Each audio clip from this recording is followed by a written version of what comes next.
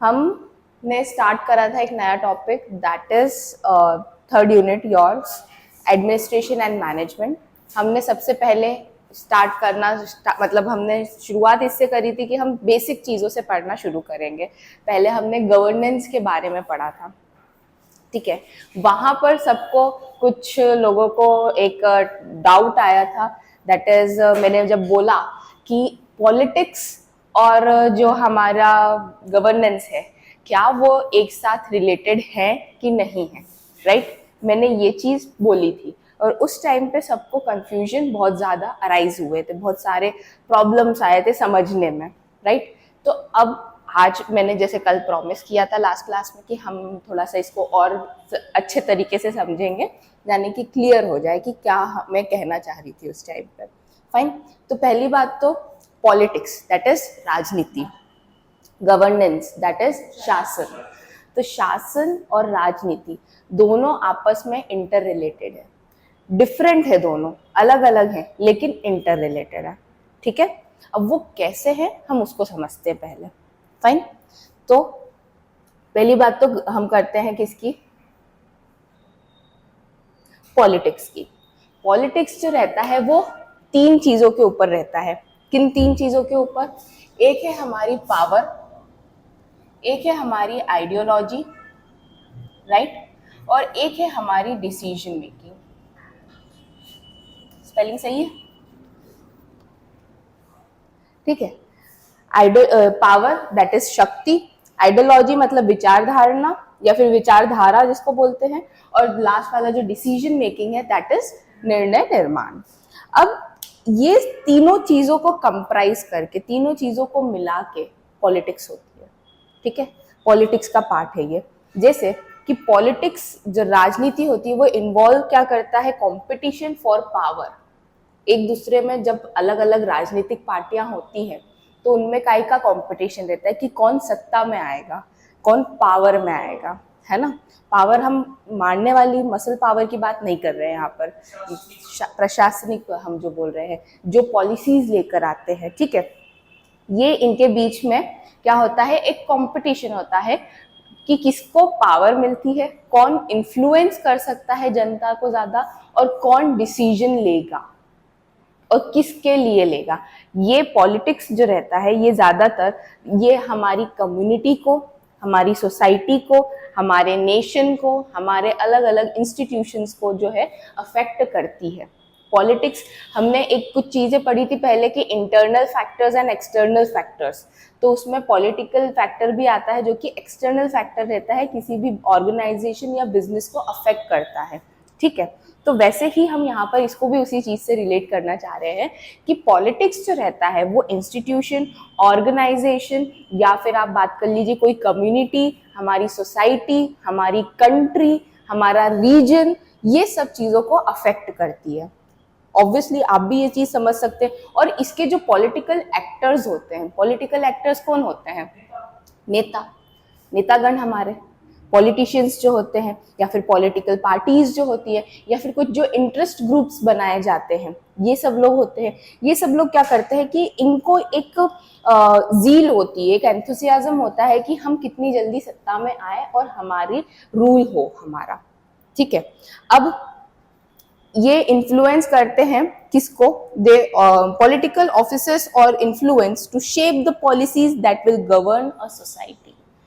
अब इसको गवर्नेंस से थोड़ा सा रिलेट करके देखते हैं, एग्जाम्पल देखते हैं कि अगर हमारी कंट्री इंडिया, इंडिया में कोई एक पार्टी जो है वो रूल नहीं कर रही है ना।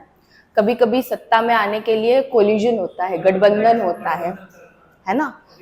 अभी भी है, बिल्कुल। जब बहुमत नहीं आती है तो यही होता है, गठबंधन करते हैं आपस में, राइट।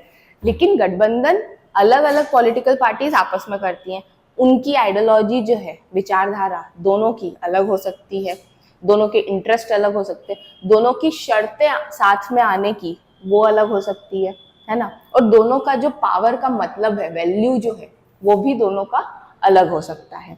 तो अगर जैसे हम बात करें यूपीए और एनडीए की, यूपीए का फुल फॉर्म क्या है? बोलो।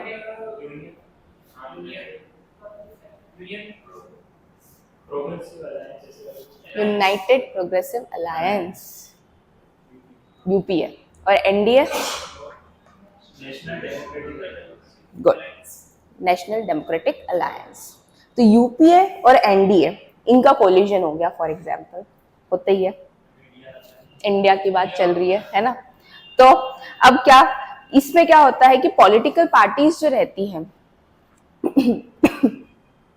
वो नेगोशिएट करती है। नेगोशिएट मतलब आपस में क्या करती हैं, नेगोशिएट का मतलब वार्तालाप करती हैं कि कौन क्या करने वाला है, किसके ज्यादा मंत्री होने वाले हैं, कौन डिसीजंस लेने वाला है, किसका लीडर रहेगा हमारा, राइट। ये सारी क्या होती है, नेगोशिएशन रहती है। अब अगर कभी इन लोगों के बीच में कुछ कॉन्फ्लिक्ट्स आ गया, तो जो इन्होंने पॉलिटिकल पार्टीज ने पॉलिसीज लेकर आए हैं, नीतियां लेकर आए हैं, उसको गवर्नेंस मतलब जो शासन है उसको सही तरीके से एग्जीक्यूट करने में उनको क्या हो जाएगी, तकलीफें हो जाएंगी, है ना। अगर मैं सपोज एक्स पार्टी है और एक वाई पार्टी है, एक्स ने लेकर आया कि महिलाओं के लिए हमें रिबेट देना है, वाई जो बोल रहा है वो नहीं देना है, तो लेकिन जो बीच में है इंसान, जो गवर्नेंस शासन लेकर आ रहा है, जिसको एग्जीक्यूट करनी है वो पॉलिसीज, वो सही ढंग से नहीं कर पाएगा, क्योंकि आपसी मतभेदों के कारण कोई एक निर्णय पे वो नहीं पहुंच पा रहे हैं। ठीक है, क्लियर है।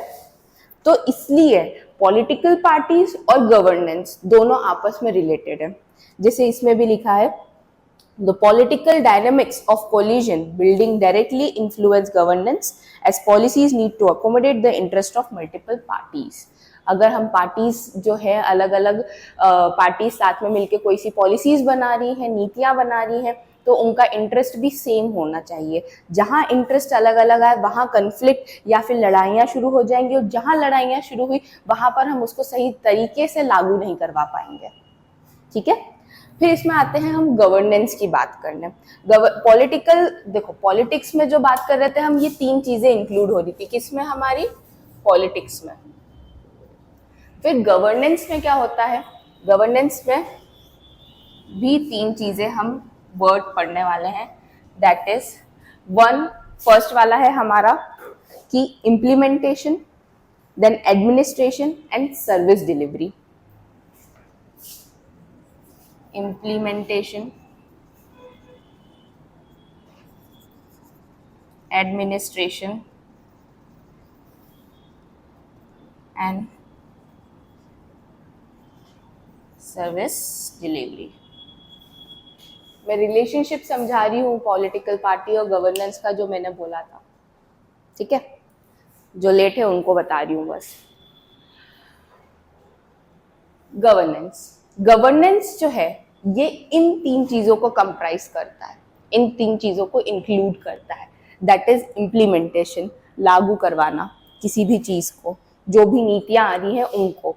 ठीक है, जिसको हम बोलते हैं हिंदी में एक और वर्ड है, जैसे क्रियान्वयन या कार्यान्वयन। हाँ, मतलब आप समझ गए ना, वही चीज। ठीक है, फिर एक है हमारा जो एडमिनिस्ट्रेशन, दैट इज प्रशासन। ओके, लास्ट वाला है सर्विस डिलीवरी मतलब सेवा वितरण, है ना।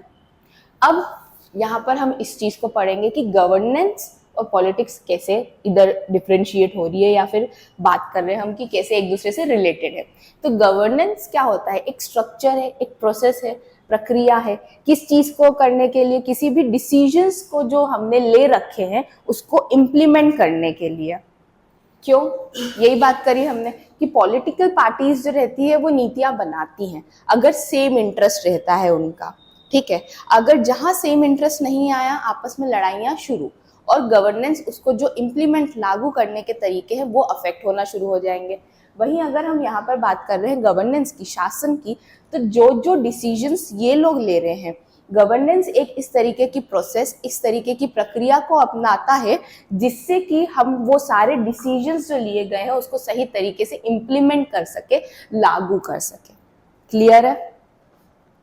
ठीक है, फिर इसके बाद इसने बोला है कि it encompasses the way institutions, laws, regulations, policies are managed and enforced. Governance focuses on efficiency. Governance जो रहती है वो 2-4 चीजों पे ज्यादा फोकस करती है। किन 2 चीज? एक एफिशिएंसी पे, ट्रांसपेरेंसी पे, फिर अकाउंटेबिलिटी पे, ये शब्द हमने पहले भी पढ़े हैं सारे, ठीक है। And the delivery of public services, it can be carried out by governments, private sectors और any civil society organisations. Governance जरूरी नहीं है कि सिर्फ आपके लिए सिर्फ एक गवर्नमेंट बॉडी ही कर रही है, या फिर हम बात करें कोई कॉरपोरेशन ही कर रहा है। गवर्नेंस हर जगह उपलब्ध रहता है, हर जगह मौजूद रहता है। आप पब्लिक सेक्टर की भी बात करिए, वहां पर भी आपको शासन की जरूरत होती है। आप प्राइवेट सेक्टर की भी बात करिए, वहां पर भी शासन की जरूरत पड़ती है। यहाँ तक कि कुछ ऐसे इंटरेस्ट ग्रुप्स बनाए जाते हैं जो कि वो लोग भी शासन करवाने में मदद करते हैं, ठीक है। तो ये मेरा कहने का मतलब था यहाँ पर कि एक एग्जाम्पल ले लेते हैं। क्या बात करें, हाँ, जैसे यूके, सपोज हमारी इंडिया ही ले लो, यूके क्यों बात करें, इंडिया ले लो। इंडिया में हमारा सिटी ले लो, यहाँ पर कोई प्रोजेक्ट लॉन्च होने वाला है, सपोज कोई हॉस्पिटल बनने वाला है ना, अपने यहाँ। तो अब ये प्रोजेक्ट आ गया, राइट। अब इसको इम्प्लीमेंट, ये किसने डिसीजन लिया, एक जो पॉलिटिकल पार्टी थी या फिर जो पॉलिटिकल पार्टी का रिप्रेजेंटेटिव था जिसे हमने चुना था और वो सत्ता में है, पावर में है ना, उन्होंने लिया ये चीज डिसीजन। अब डिसीजन मेकिंग हो गई, सब कुछ हो गया, उनके आइडियोलॉजी के अकॉर्डिंग उन्होंने डिसीजन ले लिया। अब हमारी जो यहाँ पर जो अथॉरिटीज है, दूसरी शासन जो है, उनका काम है कि हम उस डिसीजन को सही तरीके से लागू करें। लागू करेंगे और किसके लिए कर रहे हैं हम, पब्लिक के लिए कर रहे हैं, पब्लिक सर्विस डिलीवरी, ठीक है। तो यहाँ पर इन्होंने यही बोला है कि अगर इनने ये सही तरीके से डिसीजन वो हॉस्पिटल बनाने का नहीं लिया होता तो सही तरीके से हम उसको लागू भी नहीं कर सकते थे। तो this is how it works hand in hand. आप डिसीजन, नीतियां, पॉलिसी बनाइए, पॉलिटिकल पार्टी रहती है, वो ही इन्फ्लुएंस करती है गवर्नेंस को। इंटर रिलेटेड है ये एक दूसरे से, ठीक है। वो जो नीतियां बनाएंगे वो किसी कम्युनिटी के हित के लिए, सोसाइटी के बेटरमेंट के लिए बनाएंगे, ठीक है। इसीलिए वो नीतियां बना रहे हैं, उनको बने रहना है, लोगों को क्या करना है, उनको कुछ काटना है, जैसे बोलते हैं ना, एक इन्फ्लुएंस करना है, यस, कि हम भी आपके लिए काम कर रहे हैं। झंडे गाड़ना है तो वो तो पॉलिटिकल पार्टी जीत गई तो झंडे गाड़ ही देगी, वही।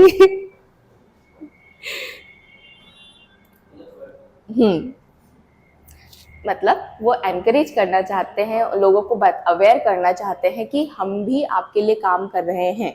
तो इसका मतलब यही है कि वो जब भी कोई पॉलिसीज बना रहे हैं तो वो किसी इंटरेस्ट के अकॉर्डिंग बना रहे हैं, आइडियोलॉजीज के बेसिस पे बना रहे हो, फिर उसको डिसीजन लेते हैं। डिसीजन लेने के बाद गवर्नेंस का, शासन का काम होता है कि हम उसको किस तरीके से इम्प्लीमेंट कर रहे हैं। अगर कोलिजन की बात आती है, जैसे मैंने आपको बताया गठबंधन, उनमें मल्टीपल पार्टीज रहती है, आपस में अगर तालमेल नहीं बैठेगी तो डिसीजन भी सही तरीके से नहीं ले पाएंगे। वो जब डिसीजन नहीं ले पाएंगे तो गवर्नेंस कैसे हो पाएगी, उस चीज को लागू कैसे करवा पाएंगे, क्योंकि आपस में ही नहीं बन रही है। तो मैंने एग्जाम्पल भी दिया था कि जब आपस में ही 4-5 हेड्स जो रहते हैं वो लड़ते रहते हैं तो एम्प्लॉय जो नीचे रहता है वो क्या हो जाता है, कंफ्यूज हो जाता है कि उसको किसको रिपोर्ट करना है या किससे बातचीत करनी है या उसके ग्रीवेंसेस कौन सुनेगा, राइट। तो ये सारी चीजें बहुत ज्यादा अफेक्ट करती है अगर तालमेल नहीं बैठता है तो। फिर हम बात कर रहे हैं यहाँ पर interaction between politics and governance. अब पॉलिटिक्स इन्फ्लुएंस करता है किसको, गवर्नेंस को, in terms of the policies that are prioritised, while governance impacts politics through the effectiveness of service delivery। अब दोनों आपस में एक दूसरे को कैसे अफेक्ट कर रहे हैं वो देख रहे हैं।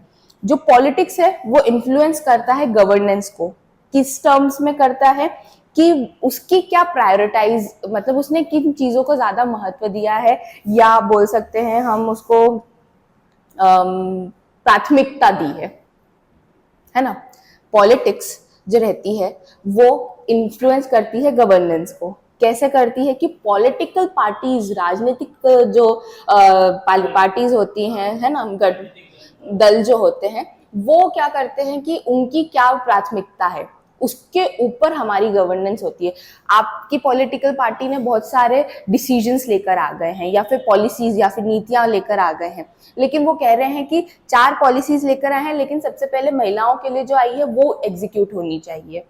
तो ये क्या है, प्राथमिकता देना हुआ, है ना। तो उस हिसाब से गवर्नेंस, शासन जो है उसके ऊपर काम करेगा।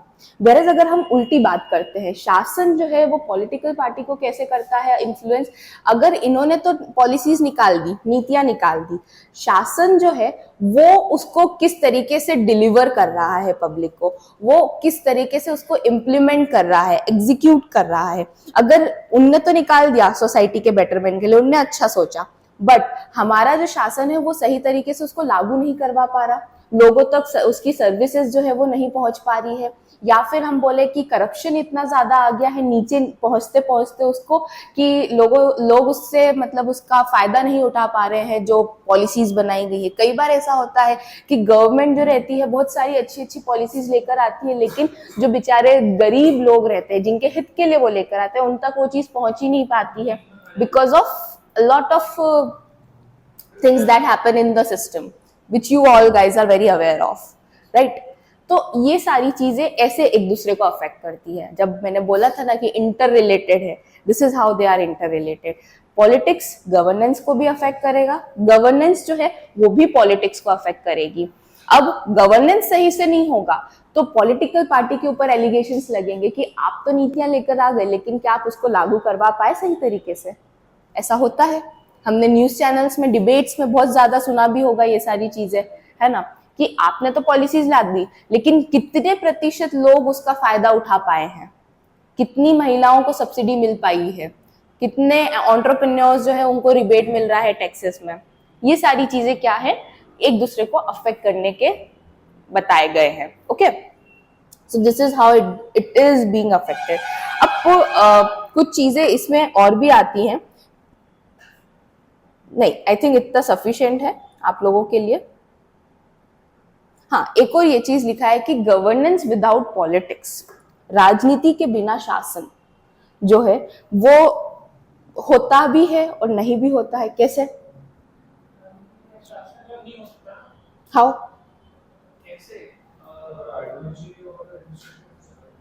ऐसा है क्या? आइडियोलॉजीज होना जरूरी है क्या? इसमें तो ऐसा लिखा है कि not all governance involves political competition, governance can occur in any institutions out of the traditional political arena such as in corporations or NGOs। वही उन्होंने बोला है कि नॉट ऑलवेज पॉलिटिकल पार्टी का इन्वॉल्वमेंट जरूरी है गवर्नेंस में। मैंने आपको शुरू में एक लाइन बोली थी कि गवर्नेंस जो है वो इंस्टीट्यूशंस या फिर कॉरपोरेशंस, कंट्री, कम्युनिटी, इन सब चीजों को अफेक्ट करता है। मेरे शब्दों पे ध्यान दिया करो, इसलिए बोलती हूँ ऑब्जर्वेंट बनो तुम, ठीक है। तो उन्होंने वही चीज बोली है यहाँ पर भी कि हर गवर्नेंस में पॉलिटिकल पार्टी या फिर पॉलिटिकल कंपटीशन होना जरूरी नहीं होता है। कई ऐसे मतलब संस्थाएं होती हैं, इंस्टीट्यूशंस होते हैं, एनजीओज होते हैं जिनका मोटिव होता है सिर्फ सर्विसेज देना, ठीक है।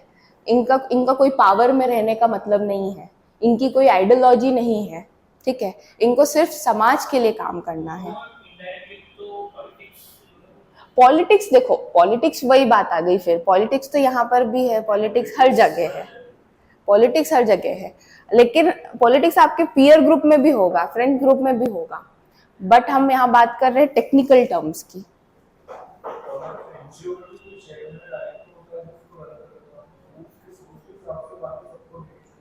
नहीं, उसका एक मोटिव रहता है, उसकी सोच नहीं रहती है।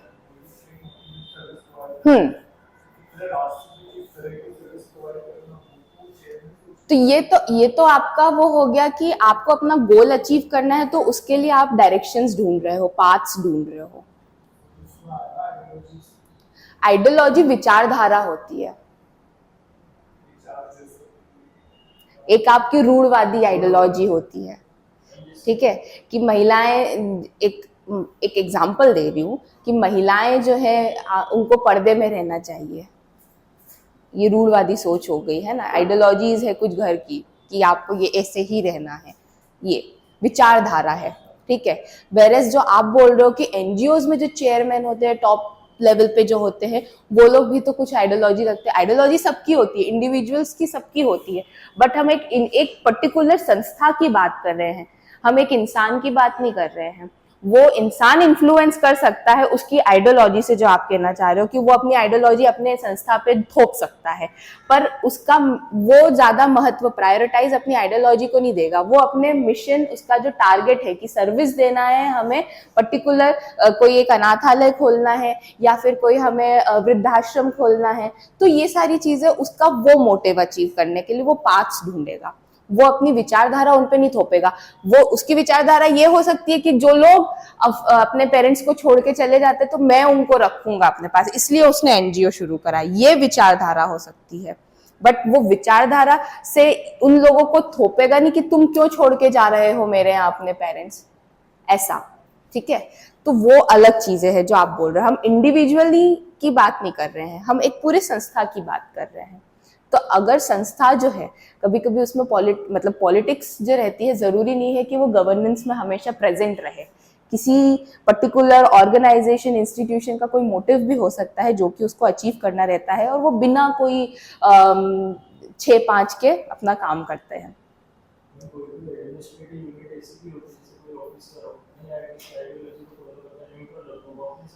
यस, करने इसलिए नहीं दिया जाता है कि देखो वो एक जो टॉप मैनेजमेंट में रहते हैं उनकी भी विचारधारा और दूसरे वाले की विचारधारा में जब क्लैशेस होने लगते हैं,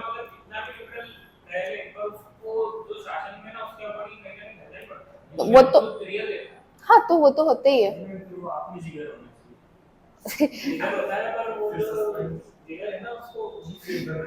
देखो, अरे देखो, यहाँ पर लड़ाई नहीं करनी है, यहाँ पर डिबेट नहीं चल रहा है। हम बात कर, सबकी देखो, सबकी अपने अपने पर्सपेक्टिव्स होते हैं, सबके होते हैं। ठीक है, कोई लोग जो होते हैं वो कॉम्प्रोमाइज नेचर के नहीं होते हैं, उनको अपनी विचारधारा पे बने रहना है, उनके जो उन्होंने वर्किंग प्रिंसिपल्स बना रखे हैं वो उस पे बने रहते हैं। दे आर नॉट लाइक कि मुझे गरज है कि मुझे जॉब ही करनी है। वेरेज कुछ लोग जो होते हैं वो ढल जाते हैं धीरे धीरे, और कुछ लोग जो होते हैं वो बीच के रहते हैं, वो अपनी विचारधारा पे भी बने रहते हैं और ढलते भी जाते हैं, है ना। वो हाँ, स्विंग, मतलब इधर उधर रहते हैं। तो जैसे मैं, अगर मेरा एग्जांपल दूं, मैं हमेशा मेरे ही एग्जांपल देती हूँ, चाहे कि कोई ऑफेंड ही ना हो। ठीक है, तो अब इसमें क्या हो गया, मेरी बात करती हूँ। मेरी विचारधारा है कि मैंने कुछ अपने लिए वर्किंग प्रिंसिपल्स मेरे खुद के सेट कर रखे हैं। मैं किसी की नहीं सुनूंगी जो अगर मेरी गलती नहीं होगी तो, और ना अगर मेरी गलती होगी तो 4 जूते मार के जाओ, मुझे कोई दिक्कत नहीं है, लेकिन गलती नहीं होनी चाहिए। ये मेरी विचारधारा है। ठीक है, दूसरी बात, पहले गुस्सा बहुत आता था, वेरी मतलब short tempered type of person, जरा से मेरे how dare he, how dare she, इसने कैसे बोल दिया ऐसे, है ना। बट जैसे जैसे काम करा तो समझ में आया कि जरूरी नहीं हर जगह मुंह खोलना। मैंने अपने आप को चेंज करा। क्यों? क्योंकि I met a lot of people in working. तब मुझे समझ में आया कि इट्स नॉट ऑलवेज कि आप हमेशा अपना नॉलेज बताओ सबको, जहां पर वैल्यू हो वहीं पर बोलो। ठीक है, एंड तब मुझे समझ में आया कि पीपल नॉलेज के लिए भी चार्ज करते हैं। तो बोला वो my knowledge is very important for me, तो why should I spit out to any person, मतलब सीधी सी बात है। सो दिस इज हाउ, मैंने क्या बोला वही चीज कि अपन चेंज भी हुए बट अपन अपने प्रिंसिपल्स के अकॉर्डिंग भी चले। आज की तारीख में भी I don't compromise with my principles, so always be on that. ठीक है, तो लड़ाइयाँ नहीं करनी है। हाँ, अब तुम लट्ठ लेके खड़े हो गए टॉप मैनेजमेंट के सामने कि नहीं ये कैसे हो गया, तुम नहीं, मैंने जो बोला वही सही है, तो फिर वो आपको निकाल देगा। क्यों? क्योंकि उसके पास पावर है। अब आप ये बोल सकते हो कि हमें गरज नहीं है, do whatever you want to do, वो वाला एटीट्यूड है, तो you guys will be losing your job. But कुछ लोग जो होते हैं जिनके पास रिस्पॉन्सिबिलिटीज होती है, see we don't have a responsibility right now, we don't have 2 children to feed at home, isn't it, हमें 2 बच्चे नहीं पालने हैं। बट अगर वही बात अगर हम हमारे पेरेंट्स की करें, so they have a lot of responsibilities, तो वो अगर एक कदम भी रखते हैं या अपने टॉप मैनेजमेंट की बात भी सुनते हैं ना, तो वो मजबूरी में सुन रहे हैं, because they do not want to lose their job. ठीक है, तो मोल्ड करना अपने आप को गवर्नेंस के अकॉर्डिंग, शासन के अकॉर्डिंग, वो भी जरूरी होता है। और पॉलिटिकल पार्टीज भी कभी कभी ऐसी सिचुएशंस में आ जाती हैं कि गवर्नेंस के अकॉर्डिंग उनको भी अपने आप को थोड़ा सा बदलना पड़ता है। ठीक है, क्यों बदलेगी? अगर गवर्नेंस बोल देगी हम सही से डिलीवरी ही नहीं करेंगे आपकी सर्विसेज की, तो आपकी नीतियां कहाँ जाएगी? ये भी हो सकता है कि नहीं?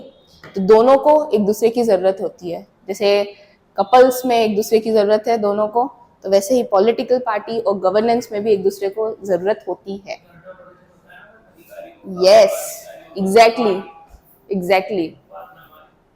जब उनकी मांगे पूरी नहीं होती हैं, है ना, जैसे कभी कभी वो वेतन वाला सिस्टम आ जाता है ना, यस, तो वो क्या होता है कि वो लोग एक्सेप्ट नहीं करते हैं। जैसे संविदा वाली जो सीन है, लोगों की परमानेंट जॉब नहीं है ना, वो उसके लिए क्या करते हैं, वो जॉब तो कर रहे थे, उनने पॉलिटिकल पार्टीज ने मतलब ओपनिंग्स दे रखी है, वो लोग जॉब कर रहे हैं, but at the same time वो परमानेंट नहीं है, उनको कभी भी निकाल सकते हैं। तो वो शासन के तो पार्ट थे, जो टीचर्स या जिनकी भी बात कर ले हम, जो संविदा में रहे हैं, वो लोग क्या शासन के पार्ट है, उस पर्टिकुलर गवर्नेंस के पार्ट है, लेकिन वो सेटिस्फाई नहीं है उस पॉलिटिकल पार्टी के नीतियों से, डिसीजन से, तो वो धरने प्रदर्शन पे भी पहुंच जाती। गवर्नेंस जो है फिर अफेक्ट करती है पॉलिटिकल पार्टी के डिसीजंस को भी, अगर वो पावर में है तो। ठीक है, सो रिलेशन अगेन जो हमने पढ़ा कल, जिनको नहीं समझ में आया था, इसलिए वापस से ये टॉपिक उछाला गया है इस सभा में। ओके, एनजीओ, जैसे कि इसमें एक और एग्जाम्पल दे रखा है, मैं आप लोगों को पढ़ के बता देती हूँ कि जैसे अंतर्राष्ट्रीय एनजीओ में शासन संरचनाएं होती हैं जो यह सुनिश्चित करती है कि संघर्ष क्षेत्रों में मानवीय सहायता प्रभावी ढंग से प्रदान की जाए। मतलब जहां पर बहुत क्रूशियल एरियाज होते हैं, तो वहां पर सही तरीके से जो हमारी सेवाएं हैं, सर्विसेज हैं, वो सही समय पर सही तरीके से पहुंचाई जाए। ये गवर्नेंस इंश्योर करती है। वहां के जो लोग उसको इम्प्लीमेंट करवा रहे हैं, उनका जो प्रॉपर वर्किंग देख रहे हैं, है ना, ऑपरेशंस देख रहे हैं, डे टू डे एक्टिविटीज देख रहे हैं, वो ये चीज सुनिश्चित करते हैं कि जहां पर ज्यादा क्रिटिकल सिचुएशन है वहां पर सही समय पर हम पहुंच सके।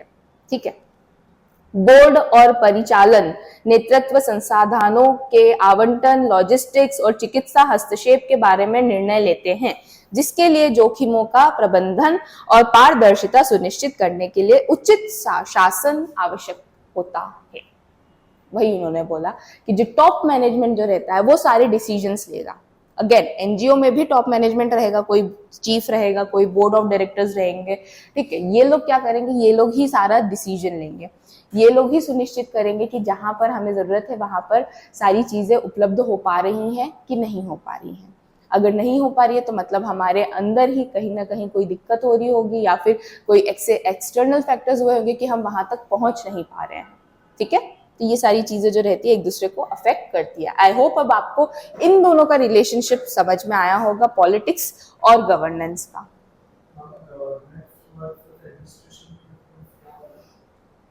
वो हम पढ़ेंगे, एडमिनिस्ट्रेशन का आगे पढ़ेंगे, पब्लिक एडमिनिस्ट्रेशन। ठीक है, गवर्नेंस इज शासन, एडमिनिस्ट्रेशन इज प्रशासन। प्र का डिफरेंस है, ऐसा नहीं है। हम पूरा पढ़ने वाले, don't worry about that. Okay, clear है इतना सबको? अब हम पब्लिक एडमिनिस्ट्रेशन पढ़ने वाले थे, बट उससे पहले हम मैनेजमेंट पढ़ेंगे कि मैनेजमेंट क्या है, क्योंकि वो छोटू सा टॉपिक है। फिर उसके बाद हम पब्लिक एडमिनिस्ट्रेशन पे मूव करेंगे। फाइन, मैनेजमेंट हम सब लोगों ने पढ़ा है पहले भी, पिछली यूनिट्स में भी हमने देखा है कि मैनेजमेंट क्या होता है। क्या होता है मैनेजमेंट भाई, बताओ।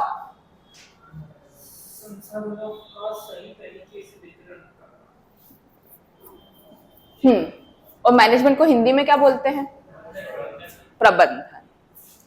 तो हमने मैनेजमेंट, हाँ जी, नहीं बोलो बोलो, और कुछ बोल रहे हो? ठीक है, प्रबंधन, किसी भी चीज का प्रबंधन करना, मतलब it is the process of planning, organising, directing, controlling, या फिर हम बोल सकते हैं executing, implementing the resources, yes. आप ये सारी चीजें क्यों करते हो, ये सारी प्रोसेस का के लिए अपनाई जाती है, to achieve your organisational goals more effectively and efficiently, है ना। ये मैनेजमेंट का डेफिनेशन हो गया है। मेरे को बहुत नींद आ रही है। तो मैनेजमेंट के कुछ की कंसेप्ट्स या फिर हम बात कर ले कुछ प्रमुख आवश्यक प्रबंधन की कुछ प्रमुख अवधारणाएं होती हैं, वो हमने अभी इसी डेफिनेशन में पढ़ी है। पहली थी प्लानिंग। प्लानिंग का मतलब क्या होता है? योजना बनाना। आप कुछ एक लक्ष्य निर्धारित करते हैं अपने ऑर्गेनाइजेशन के लिए, अपने किसी भी इंस्टीट्यूशन के लिए, संस्था की बात कर लीजिए या आप कहीं पर भी कुछ भी कर रहे हो, आपके पास हमेशा एक लक्ष्य रहता है। अगर मैं यहाँ पर भी आई हूँ तो मेरा एक लक्ष्य होगा कि मुझे एक टाइम पर पहुंचना है, ये मेरा लक्ष्य है। तो मैं रैश ड्राइविंग करके आई, है ना, फिसल जाऊं मर जाऊं वो बात अलग है, बाय प्रोडक्ट्स, ठीक है, हर चीज के बाय प्रोडक्ट्स होते हैं। हाँ, नहीं मरने वाली मैं टच वुड। तो अरे हाँ यार, वो भी दिवाली है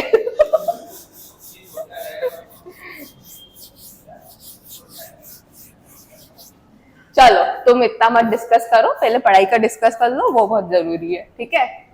पहली बात कर रहे हैं हम प्लानिंग की। प्लानिंग किसी भी लक्ष्य, किसी भी टारगेट को अचीव करने के लिए की जाती है, मतलब योजनाएं बनाई जाती है। आपका प्लानिंग ये होगा कि आपकी टारगेट ये होगा कि हमें फ्यूचर में एक पद संभालना है, तो उस पद को संभालने के लिए आपने एक योजना बना रखी है कि मुझे ये चीजें पढ़नी पड़ेगी, इस समय तक पढ़नी पड़ेगी, फिर मुझे ये मॉक टेस्ट प्रिपेयर करने पड़ेंगे, फिर हम बहुत ज्यादा पीआई का देखेंगे, जो भी है आप लोगों की आंसर राइटिंग एंड ऑल, पूरी प्रोसेस को आप फॉलो करो। ये आपने अपने लिए योजना बना रखी है। हर एक इंडिविजुअल अपने टारगेट के अकॉर्डिंग ही योजनाएं बनाता है, ठीक है। इसको बोलते हैं हम क्या? Planning. Planning involves setting goals, determining the best strategies to achieve them, and forecasting future conditions. Simple सी बात है जो अभी मैंने बोला कि वो आप अपने टारगेट सेट कर दिया, आपने एक रणनीति बनाई है और आप बेस्ट तरीका उसको अपनाते हो किस चीज को अचीव करने के लिए, अपने टारगेट को अचीव करने के लिए। ये नहीं है कि आपने सिर्फ एक ही तरीका, हमारे पास दो रास्ते हमेशा होते हैं हर चीज के लिए, है ना, जिसमें हम ज्यादा टाइम लगा सकते हैं और जिसमें हम कम टाइम लगा सकते हैं। ये आपके ऊपर है कि आपकी क्या रणनीति है, उसके अकॉर्डिंग आप चूज करते हो। फाइन। फिर आप फ्यूचर फोरकास्ट करते हो। फोरकास्ट करने का मतलब क्या होता है? पूर्वानुमान लगाना, ठीक है। पूर्वानुमान लगाना मतलब आप पहले से ही अनुमान लगा रहे हो कि क्या हो सकता है फ्यूचर में, उसके अकॉर्डिंग ही प्लानिंग की जाती है, इजंट इट। आप सोच रहे हैं कि फ्यूचर में पैसे जो हमारी प्रॉपर्टी के पैसे जो है वो बढ़ जाते हैं, तो इसलिए अभी हम प्लानिंग करते हैं खरीदने की, राइट। तो हर चीज की एक रणनीति बनाई जाती है, ठीक है। It's about preparing for the future by deciding what needs to be done and how to do it. वही बात उन्होंने बोली कि क्या करना है और कैसे करना है। इस चीजों को इम्प्लीमेंट करने के लिए, इस चीजों के लिए जब योजना हम निर्धारित करते हैं तो वो स्ट्रेटेजिकली करते हैं, ठीक है। So this comes under planning. ये था प्लानिंग का मतलब। ये हम मैनेजमेंट की बात कर रहे हैं, ओके। फिर इसके बाद सेकेंड पार्ट है, दैट इज ऑर्गेनाइजिंग। ऑर्गेनाइजिंग का मतलब क्या होता है? संगठित करना। किनको संगठित करेंगे हम? संसाधनों को। ऑर्गेनाइजिंग, संगठित करना। एक बार अगर आपकी प्लानिंग हो गई है ना, तो अब आपको संगठित करना है किनको? आपके रिसोर्सेस को, आपके संसाधन को, है ना। संसाधन क्या हो सकते हैं आपके? जैसे पीपल, फाइनेंस, मटेरियल, या फिर जो मैंने आपको बोला था 3M, मैन, मटेरियल, मनी, है ना। ये 3M, इसे याद भी रख लोगे तो सही रहेगा। ये आप लोगों के ऊपर है, आपको कैसे याद रखना है। फाइन। तो इकोनॉमी ऑफ फैक्टर प्रोडक्शन, हाँ वो रिसोर्सेस सब इसी में आएंगे। सारा रिसोर्सेस में मतलब आप सारी चीजें इंक्लूड कर सकते हो, ठीक है। तो क्या बोल रही थी मैं? संगठित करना। संगठित करना, आपने प्लान बना लिया। प्लान बनाने के बाद आपको रिसोर्सेस को है वो इकट्ठा करना पड़ेगा। रिसोर्सेस आपके कुछ भी हो सकते हैं, मैन, मनी, मटेरियल, कुछ भी हो सकता है, फाइनेंसेस हो सकते हैं, ठीक है। ये एक स्ट्रक्चर्ड वे में कैरी करा जाता है। एक स्ट्रक्चर्ड वे में हम प्रॉपर तरीके से इसको आगे लेकर चलते हैं। हम रिस्पॉन्सिबिलिटीज या हायरार्कीज जो है उसको भी इसमें डिफाइन करते हैं, रोल्स को भी बताए जाते हैं। ये डिफरेंट है। आप सिंपल भाषा में यही समझो कि सिर्फ रिसोर्सेस को अरेंज करने के लिए, संगठित करने के लिए ये वाला पार्ट आता है, दैट इज ऑर्गेनाइजिंग। प्लानिंग के बाद, फिर प्लानिंग के बाद आता है लीडिंग। लीडिंग करना मतलब नेतृत्व करना, या डायरेक्टिंग भी बोल सकते हो आप इसको। ओके, लीडिंग और डायरेक्टिंग। नेतृत्व करना,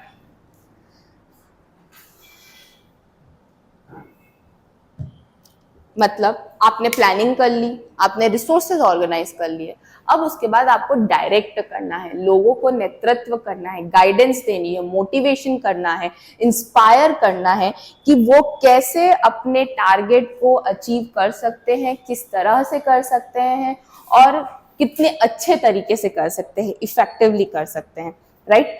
इसमें एक लीडर की जो भूमिका होती है वो बहुत इंपॉर्टेंट रोल प्ले करती है। अगर कोई टीम लीड है वो सही ही नहीं है, उसमें सारी क्वालिटीज जो है, स्किल्स जो है वो पजेस नहीं कर रहा है एक अच्छे लीडर की, तो हमारी जो टीम है वो अपने टारगेट सही तरीके से अचीव नहीं कर पाएगी। फाइन। अगर लीडर अच्छा है, कभी कभी लीडर को रूड भी होना पड़ता है, कभी कभी लीडर को फ्रैंक भी होना पड़ता है ताकि वो अपने लोगों से काम निकलवा सके, ठीक है। तो यही चीज यहाँ पर भी कही गई है कि अगर लीडर्स अच्छे रहेंगे तो आपके टारगेट्स भी अचीव हो पाएंगे, अगर लीडर्स अच्छे नहीं रहेंगे तो टारगेट्स अचीव होने में बहुत सारी बाधाएं आपको आएंगी, ठीक है। तो लीडिंग जो है वो यही बोलता है कि आपको डायरेक्ट करना रहता है, मोटिवेट करना रहता है और लीड करना रहता है पीपल को इन दी organisation. It ensures that peoples are working towards the organizational objectives by providing guidance, motivation and communication। Simple सी बात है, मैंने जो बोला कि लोगों से काम निकलवाना कि वो हमारे ऑर्गेनाइजेशन के गोल को अचीव करने के लिए सही ढंग से काम कर रहे हैं कि नहीं कर रहे हैं, उनको गाइड करना कि हमारा ऑर्गेनाइजेशन का ये टारगेट है, आपको इस चीज को अचीव करना है इतने ही टाइम पीरियड में, और कैसे करेंगे वो भी हम उनको बताते हैं, ट्रेनिंग के थ्रू उनसे कम्युनिकेट करते हैं, मीटिंग्स करते हैं, ये सारी चीजें इसी पर्टिकुलर पॉइंट के अंडर आती है। फिर डायरेक्टिंग के बाद आता है भाई कंट्रोलिंग। कंट्रोलिंग दैट इज नियंत्रण करना।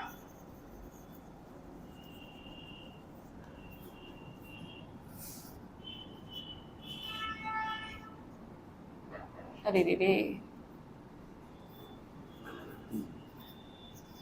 नियंत्रण करना, किसको नियंत्रण करेंगे हम यहाँ पर?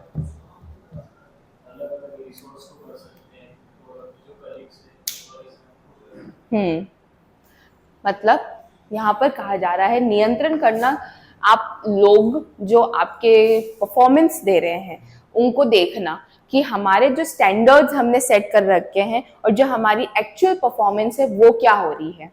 अगर हमारे ये दोनों चीजें आपस में मैच नहीं हो रही है तो हमें क्या ऐसे स्टेप्स लेने चाहिए कि हमारे स्टैंडर्ड्स जो है वो अचीव हो सके, ठीक है। फिर एक और चीज इसमें यह आती है कि आप प्रोग्रेस को नियंत्रित कर रहे हो बाय कंपेयरिंग। आप अपनी कंपनी में जो प्रोग्रेस हो रही है उसको भी दूसरी कंपनी या फिर जो दूसरे टारगेट्स सेट किए गए हैं या फिर आपने जो एक सीमाएं, बाउंड्री सेट की गई है कि इतने टाइम पीरियड में हमारे 100 यूनिट्स तो प्रोड्यूस हो ही जाने चाहिए थे बट अभी नहीं हो रहे, तो वो कंपेयर करना, मॉनिटर करना, लोगों की परफॉर्मेंस को मॉनिटर करना, अगर कुछ परफॉर्मेंस सही तरीके से नहीं हो रही है तो उसको सही कैसे करें, उसको रेक्टिफाई कैसे करें, ये सारी चीजें किसके अंदर आएगी? कंट्रोलिंग के अंदर आएगी, ठीक है। ये इंश्योर करता है कि हमारा जो ऑर्गेनाइजेशन है वो ट्रैक पर बना रहे। ट्रैक पर किसके लिए बना रहे? कि उसके ऑब्जेक्टिव्स अचीव हो सके। फाइन। अगर वो ट्रैक पे नहीं बना रहेगा तो पटरी से गाड़ी गिरती है तो सारी चीजें भी डिस्ट्रॉय होती है ना। जैसे ट्रेन चली जाती है पटरी से बाहर तो लोग मर जाते हैं, नुकसान होता है, वैसे ही अगर ऑर्गेनाइजेशन अपनी पटरी से उतर जाएगी तो उसको भी नुकसान होगा, ठीक है। वो अपने डेस्टिनेशन तक नहीं पहुंच पाएगी। ये थे हमारे मैनेजमेंट के कुछ की पॉइंट्स या की कंपोनेंट्स जिनको बोलते हैं, जो हमने उसकी डेफिनेशन में भी इंक्लूड करे थे। So management is the process of planning, organizing, leading or directing and controlling the people for achieving the organizational goals, objectives, targets more effectively and efficiently. Fine? Clear है? Staffing इसी के under आ जाएगा कि हम control में लोगों को कर रहे हैं. मैनेजमेंट में आ जाता है, आप इंक्लूड कर सकते हो स्टाफिंग इफ यू वांट. जी यस, कंट्रोलिंग में आपने स्टैंडर्ड परफॉर्मेंस को एक्चुअल परफॉर्मेंस से कंपेयर करा है.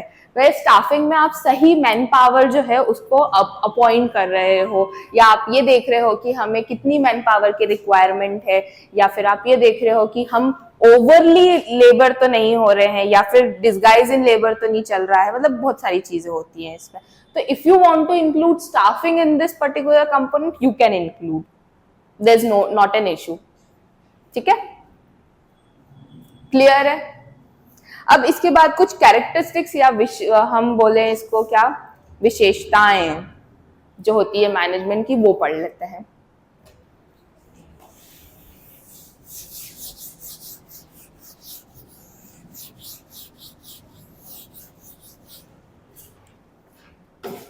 ये ऐसी इधर थी ना पहले, इधर ही थी.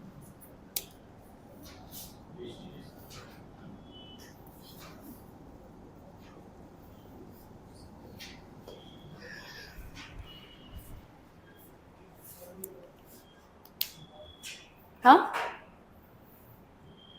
बोलो, अरे बोलो.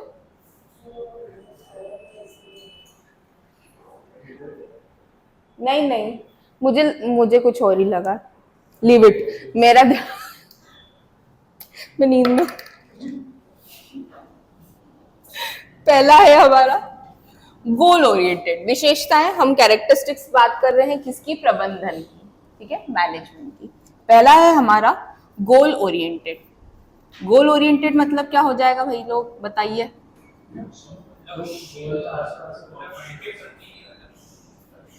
लक्ष्य उन्मुख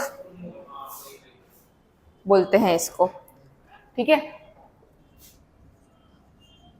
ये बहुत इंपॉर्टेंट चीज है किसी भी संस्था के लिए, गोल ओरिएंटेड होना. संस्था प्राइवेट भी हो सकती है, पब्लिक भी हो सकती है, एनजीओ भी हो सकता है, कुछ भी हो सकता है, कॉर्पोरेशन भी हो सकता है, एनीथिंग. जब आप अपने प्राइमरी ऑब्जेक्टिव्स जो हैं वो नहीं बनाते हैं, या फिर आपके टास्क, गोल्स जो हैं, एम्स जो हैं वो नहीं बनाते हैं, तो मैनेजमेंट जो है उसको अचीव करने के लिए, स्पेसिफिक गोल्स को अचीव करने के लिए अपना कार्य सही तरीके से नहीं कर पाएगा. तो इसलिए किसी भी मैनेजमेंट को गोल ओरिएंटेड होना बहुत ज़्यादा इम्पोर्टेंट होता है, ज़रूरी होता है. The primary aim of management का प्राइमरी एम ही यही होता है कि वो अपने ऑर्गेनाइजेशन के गोल्स को अचीव कर सके. ये सबसे बड़ा इम्पोर्टेंट चीज़ है. फिर इसके बाद आती है कंटिन्यूअस प्रोसेस. जो हमारा मैनेजमेंट है वो एक कंटिन्यू वे में, मतलब निरंतर प्रक्रिया है कि नहीं.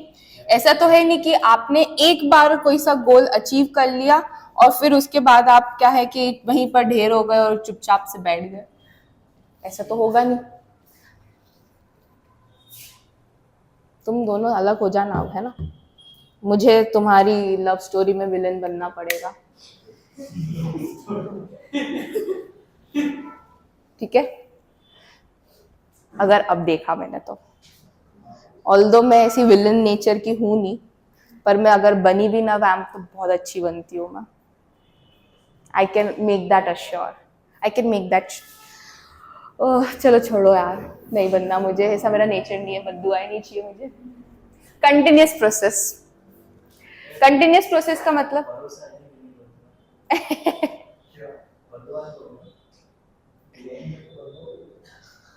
दुआ नहीं दी. माधव तू मिल मुझे. कंटिन्यूअस प्रोसेस दैट इज निरंतर प्रक्रिया. मैनेजमेंट जो है वो कंटिन्यू चलता रहता है, एक प्रॉपर पूरी साइकिल फॉलो होती है. जैसे हमने planning, organising, leading, directing, controlling, staffing, ये सब चीजें पढ़ी है. तो इसका मतलब ये है कि एक कोई एंड पॉइंट नहीं है. मैनेजमेंट जो है, प्रबंधन जो है वो हमेशा चलता रहता है. अगर आपने अचीव कर लिए गोल्स तो उसके बाद वापस से कोई नए गोल बनेंगे. वापस से उसको प्लानिंग की जाएगी, वापस से उसको डायरेक्ट ऑर्गेनाइज किया जाएगा और सारी प्रक्रिया वापस से वो स्ट्रेटेजिकली फॉलो होगी एक प्रॉपर क्रोनोलॉजी में। तो ये हम इसको कह सकते हैं ऑनगोइंग प्रोसेस है।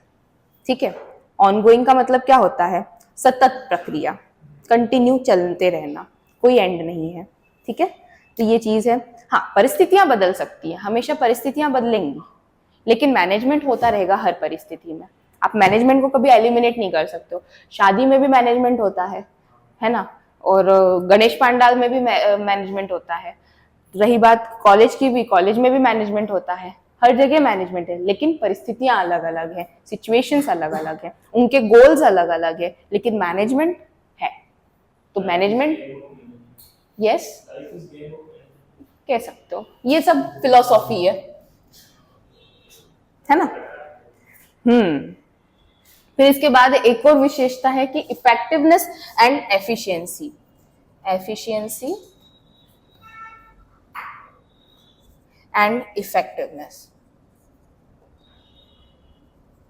What does it mean? दक्षता और प्रभावशीलता, इसका मतलब ये होता है।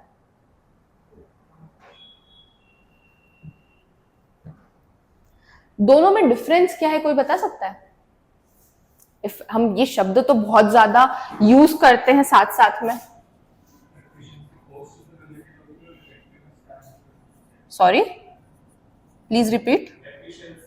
यस,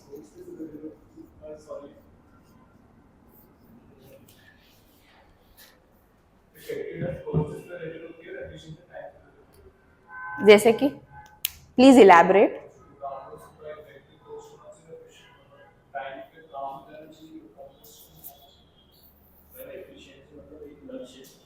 उसको लेकर आप कितने, मतलब आप अपना परसेंटाइल में उसको पूरा करना है, उसको एक तरह से एफिशिएंसी बोल सकते हैं।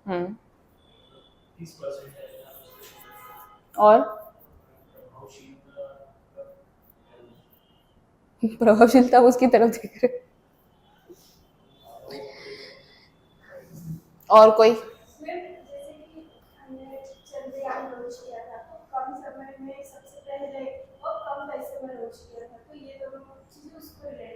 यस, देखो एफिशिएंसी मतलब दक्षता। आप कम संसाधनों का उपयोग करके, है ना, सही सीमा में, समय सीमा में उसको अचीव करना, अपने टारगेट्स को अचीव करना, that is efficiency. With in the time framework आप अपने टारगेट्स अचीव कर रहे हो, टाइम से पहले ही आपने अपने टारगेट अचीव कर रहे, दैट इज एफिशिएंट। इफेक्टिव, किस तरीके से आपने अपने रिसोर्सेज का उपयोग करा है, ऑप्टिमम यूटिलाइजेशन आपने रिसोर्सेज का करा है, उसको बोलते हैं इफेक्टिवनेस, इफेक्टिव तरीके से। ठीक है, उधर टाइम का आएगा एफिशिएंसी में, और इधर आप रिसोर्सेज को करना। तो कोई भी मैनेजमेंट जो है उसको दक्षता और प्रभावशीलता से कार्य करना अनिवार्य है। अगर वो अपने रिसोर्सेज को ज्यादा उपयोग कर रहा है, टाइम फ्रेमवर्क जो उसको टाइम अलॉट किया गया है उसमें काम नहीं कर रहा है, तो उसकी वर्किंग डेफिनेटली अफेक्ट होगी ही होगी, है कि नहीं? आपको टाइम दे दिया कि आपको पढ़ना है एक ही महीने के अंदर, और आप नहीं पढ़ पा रहे हैं, तो आपके एंड रिजल्ट्स जो है वो अफेक्ट होंगे। गोल्स जो टारगेट्स अचीव करने के लिए रखे हुए हैं, वो सारी चीजें क्या होंगी? अफेक्ट होंगी। फाइन, तो प्लीज ये चीज बहुत इंपॉर्टेंट होती है किसी भी चीज, मतलब मैनेजमेंट में। फिर एक होता है हमारा पीपल सेंटर्ड। ये क्या होता है? पीपल सेंटर्ड को हम बोलते हैं लोग केंद्रित, लोग या फिर जन केंद्रित, आप कुछ भी कह दीजिए। जैसे हमने स्टाफिंग पढ़ा था अभी, जैसे बताया था, तो इंसान या लोग जो हैं उनका प्रबंधन एक महत्वपूर्ण पहलू होता है। उनका प्रबंधन क्यों? उनको हमेशा नेतृत्व दीजिए, उनको हमेशा प्रेरणा दीजिए, उनको हमेशा टीम बिल्डिंग के लिए शामिल करिए, उनको पार्टिसिपेट करवाइए, आपके ऑर्गेनाइजेशन में जो डिसीजंस लिए जा रहे हैं उन सारी प्रक्रिया में उसका एक हिस्सा बनाइए, तब जाके वो क्या रहेंगे? सही तरीके से काम करेंगे हमारी ऑर्गेनाइजेशन के लिए, तब हम उनसे काम निकलवा पाएंगे। अगर हम उनको ये चीज क्रिएट ही नहीं कर रहे हैं कि तुम भी हमारे ऑर्गेनाइजेशन के पार्ट हो, तुम्हारी कुछ वैल्यू है, तो वो बंदे जो हैं वो काम नहीं करेंगे। कोई भी इंसान नाकाम नहीं करता है, ऐसे में पर्सनल एक्सपीरियंस पे बता रही हूँ मैं, and this is so true कि अगर आपने उसको, देखो दो लोग होते हैं, एक मनी माइंडेड होते हैं और एक अपने आप को सेटिस्फाई करने वाले लोग होते हैं। तो अगर कोई को अगर आप बोल रहे हो ओवर टाइम कर, तेरे को इतना पैसा देंगे, उसको पैसे से मतलब रहेगा तो वो करेगा। और कुछ लोग जो होते हैं जिसको नींद से मतलब होता है, तो वो ओवर टाइम नहीं करेगा। अरे जा, जितना मैं सोऊंगी नहीं तो मेरी तबीयत जितनी खराब हुई उतना ओवर टाइम का पैसा मेरा उधर ही चला जाएगा, इससे अच्छा मैं सही हेल्दी तो रहूं।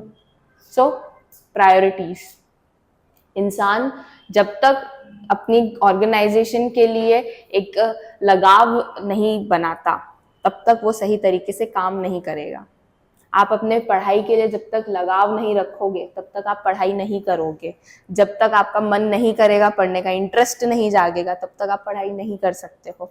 बहुत से ऐसे लोग होते हैं कि जिनको लठ मारो तो ही वो पढ़ते हैं, और कुछ लोग जो होते हैं जिनको एक अपने गोल अचीव करने, एक डर बना रहता है उनको कि मुझे ये चीज करनी ही है, तो वो खुद ब खुद पढ़ते हैं। ठीक है, so please be aware of that. So हमने यहाँ पर पढ़ा मैनेजमेंट के बारे में, दिस वॉज इट अबाउट।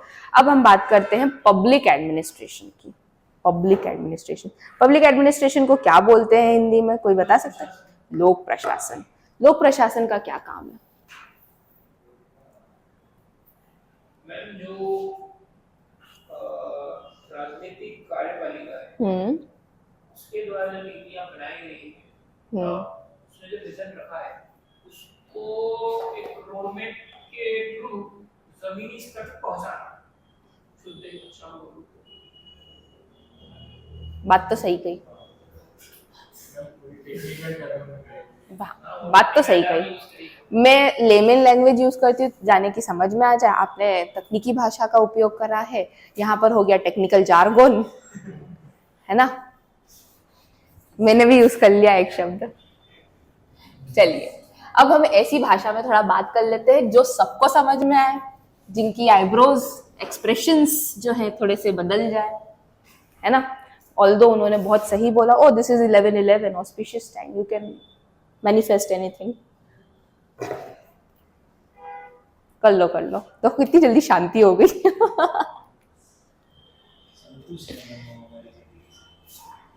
अच्छी बात है।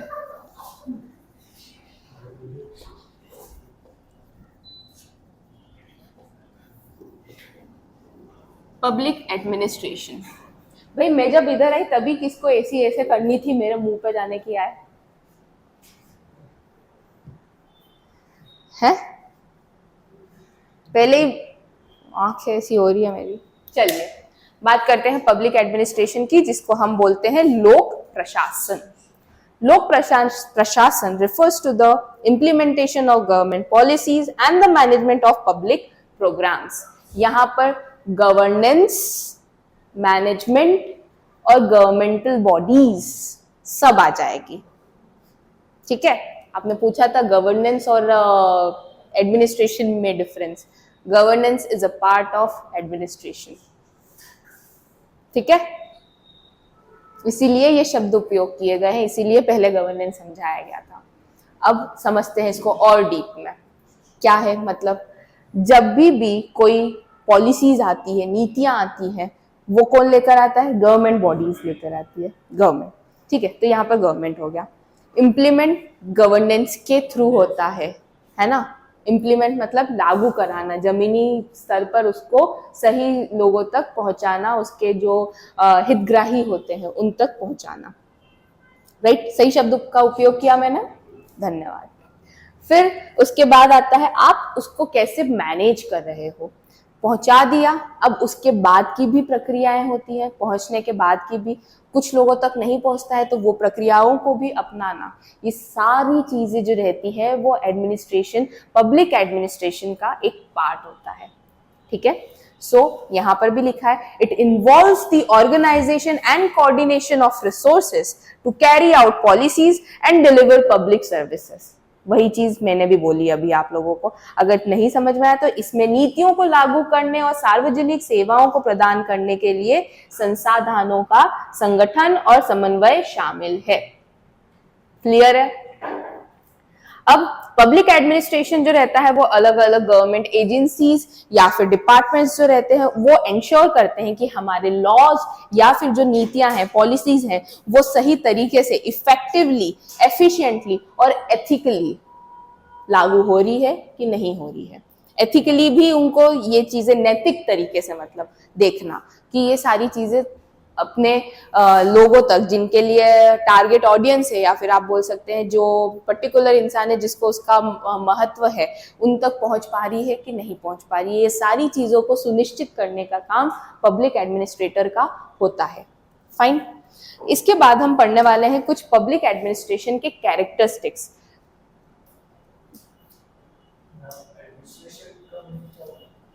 प्रशासन।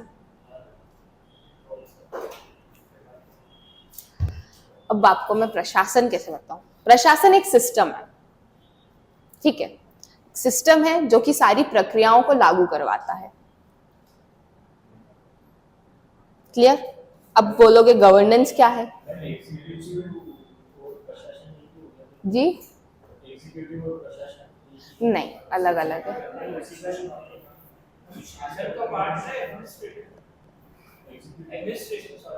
एडमिनिस्ट्रेशन, हाँ देखो, एडमिनिस्ट्रेशन प्रशासन है, ठीक है, एडमिनिस्ट्रेशन का पार्ट गवर्नेंस है। प्रशासन शासन अलग अलग है, लेकिन उसका पार्ट भी तो कहलाएगा, वही लागू करवा रहे हैं।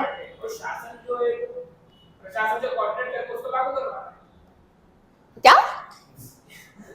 प्रशासन शासन का पार्ट है, प्रशासन उसकी नीतियों को प्रशासन के थ्रू लागू कर रहा है। हाँ, ये दूसरा साल है, कभी-कभी समझना। अरे हाँ, नहीं उसने सही बोला है, थोड़ा जल्दी हो गया, आप धीमे बोलिए तो बाकियों को भी समझना है। बोलो वापस, बोलो। मैम जो प्रशासन है वो शासन का पार्ट, और जो शासन है वो अपनी नीतियों को प्रशासन के थ्रू निचले स्तर पर लागू कर रहा है। Yes, clear. थोड़ा सा वापस से कंफ्यूजन हो गया। एडमिनिस्ट्रेशन जो है ना, वो उन्होंने बोला कि शासन का पार्ट है, दैट इज गवर्नेंस का पार्ट है, ठीक है। अब गवर्नेंस जो है, जो नीतियां बनती है, पॉलिसीज जो बनती है, उसको लागू करवाता है, लेकिन वो किसके थ्रू लागू करवाएगा? प्रशासन के थ्रू लागू करवाएगा। अब क्लियर आया? ऐसा जेस्चर्स को यूज करो, समझ में आएगा, है ना, ठीक है, क्लियर है ये चीज। तो जो आपने बोला एडमिनिस्ट्रेशन, एडमिनिस्ट्रेशन और गवर्नेंस अगेन इंटर रिलेटेड है, दोनों चीजें एक दूसरे के बिना कुछ नहीं है।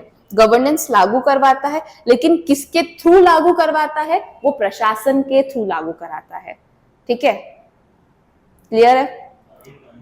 हाँ, वही जो उन्होंने बोला, सेम पिंच, ठीक है। अब हम बात कर रहे हैं, क्लियर है ये डाउट तुम्हारा एडमिनिस्ट्रेशन का?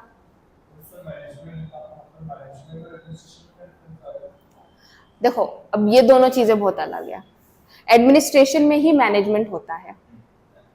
आप अगर एडमिनिस्ट्रेशन, प्रशासन जब कर रहे हैं तो उसमें भी मैनेज करना क्या कि आपकी नीतियां जो है वो सही तरीके से लागू, मैनेजमेंट जो रहती है वो बहुत बड़ी प्रोसेस है।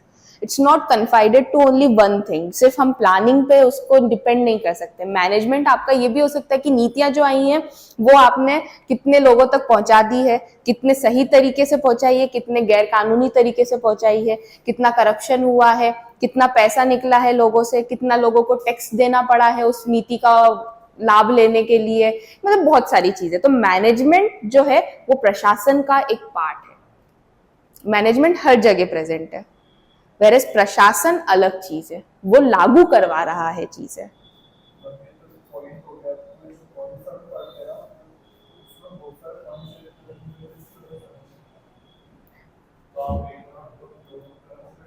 डिफरेंशिएट आपको, ठीक है, वो मैं बता दूंगी बेसिस के ऊपर। ओके, प्रशासन और मैनेजमेंट का।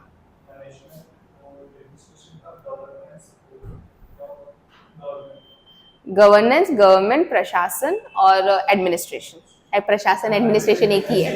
देखा, तुम लोग भी हाँ हाँ हाँ बोल लेते हो, ठीक है, समझ गई मैं आपको ये इसके सारे बेसिस के अकॉर्डिंग डिफरेंशिएट करके बता दूंगी। बट हाँ, ये आपस में एक दूसरे से कनेक्टेड जरूर है, ये जान लीजिए, ठीक है। एक दूसरे के बिना कहीं ना कहीं ये लोग अफेक्ट होंगे। हाँ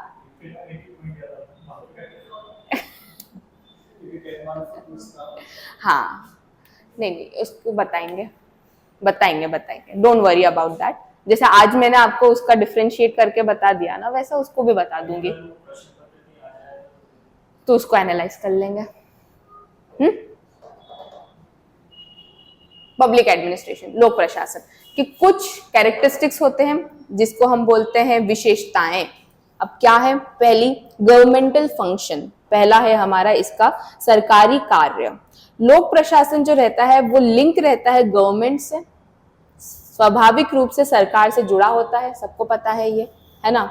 जो विभिन्न स्तर, जैसे कि हमारा लोकल लेवल हो गया, या फिर हम स्टेट लेवल की बात कर ले, या फिर सेंट्रल लेवल की बात कर ले, ये सब क्या है, आपस में क्या करते हैं, अलग अलग लेवल पे एग्जीक्यूट करते हैं अलग अलग नीतियों को, किसके थ्रू, प्रशासन के थ्रू, गवर्नमेंट बॉडीज। ये स्वाभाविक है कि ये हम यहाँ पर अभी सरकारी क्षेत्र से रिलेटेड ही वार्तालाप कर रहे हैं, ठीक है। तो it operates within the framework of laws, rules, regulations set by the government. इसको जो रूल्स, रेगुलेशंस या फिर जो लॉज बनाए गए हैं उसी के मापदंड में चलना रहता है, उसके अलावा नहीं चलेंगे। जैसे कोई अगर लोक अदालत लगी हुई है ना, तो कलेक्टर है, वो सबकी सुन रहे हैं, किसी ने बोला कि हमारे यहाँ चोरी हो गई थी लेकिन इन्होंने एफआईआर नहीं लिखी, तो उनने सुन ली, उनकी बात सुन ली, लेकिन उनको अगर एक्शन लेना होगा तो वो पहले बोलेंगे एफआईआर करवाइए या फिर आवेदन दीजिए, उसकी कॉपी लेकर आइए, फिर हम उस पर कार्य करेंगे। क्या है वो, क्यों इसलिए उन्होंने ऐसा बोला, वो अपनी पावर का उपयोग कर सकते थे, लेकिन वो भी बाध्य हैं रूल्स के कारण, जो लॉज बने हुए हैं कि एक आपके पास एफआईआर की कॉपी होना अनिवार्य है, वो नहीं होगा तो आप आगे के एक्शंस नहीं ले सकेंगे, किसी को गिरफ्तार नहीं कर सकेंगे जिनके ऊपर आपको शक है, ठीक है। तो ये सारी चीजें जो है हर एक फ्रेमवर्क जो डिसाइड किया गया है उसके अकॉर्डिंग करता है काम, अदरवाइज वो नहीं करेगा तो again it can be a punishable thing for any individual who is working into the system. Okay, so पहला था हमारा गवर्नमेंट फंक्शन।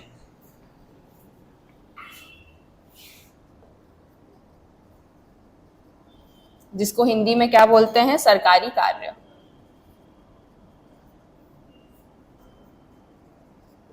फिर दूसरा है ब्यूरोक्रेटिक स्ट्रक्चर। सबको पता है नौकरशाही संरचना,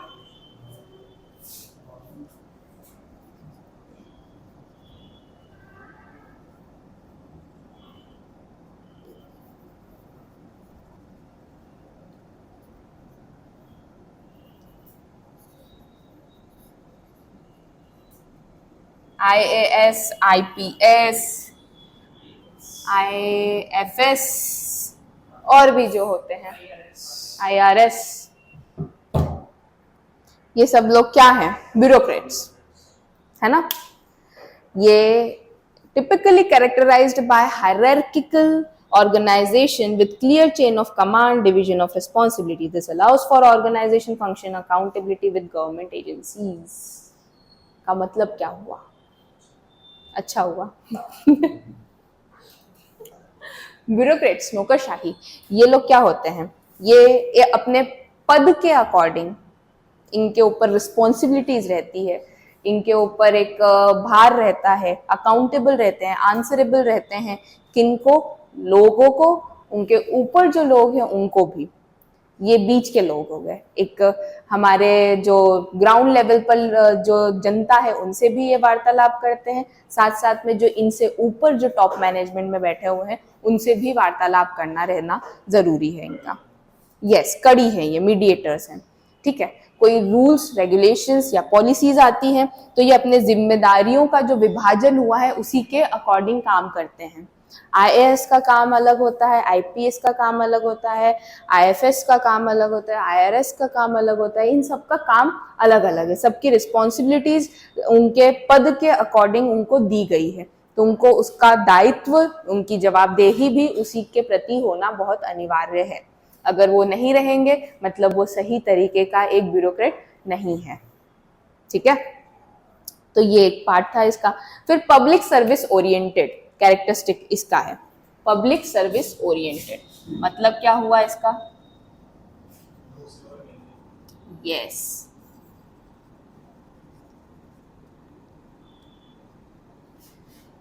जिसको हम हिंदी में बोलते हैं सार्वजनिक सेवा केंद्रित या फिर लोक सेवा केंद्र।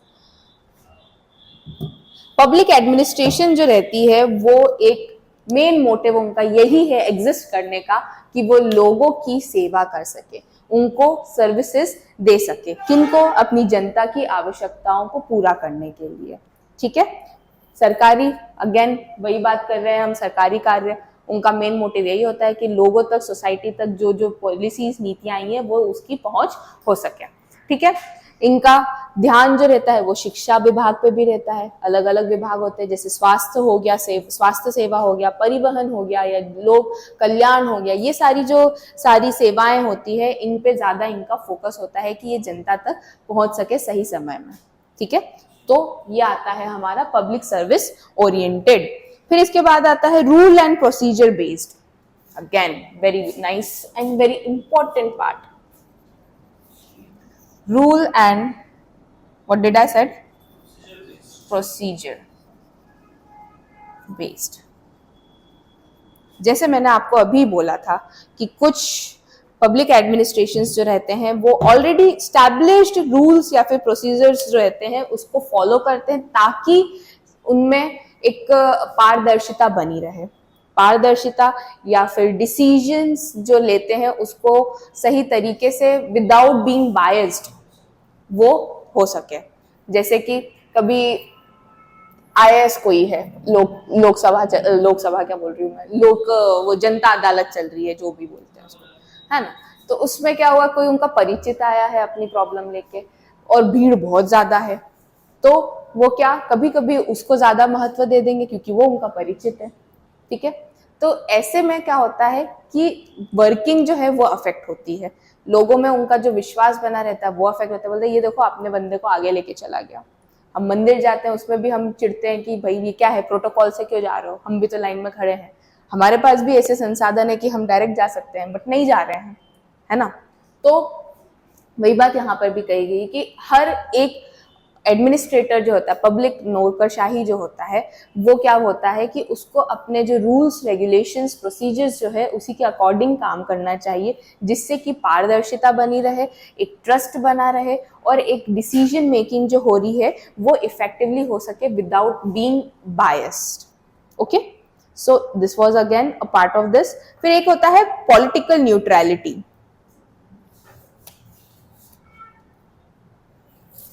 जैसे जो ये लोग होते हैं ब्यूरोक्रेट्स, है ना, अगेन यहाँ पर पॉलिटिकल पार्टी की ही बात चल रही है। और न्यूट्रलिटी का मतलब क्या होता है? यस,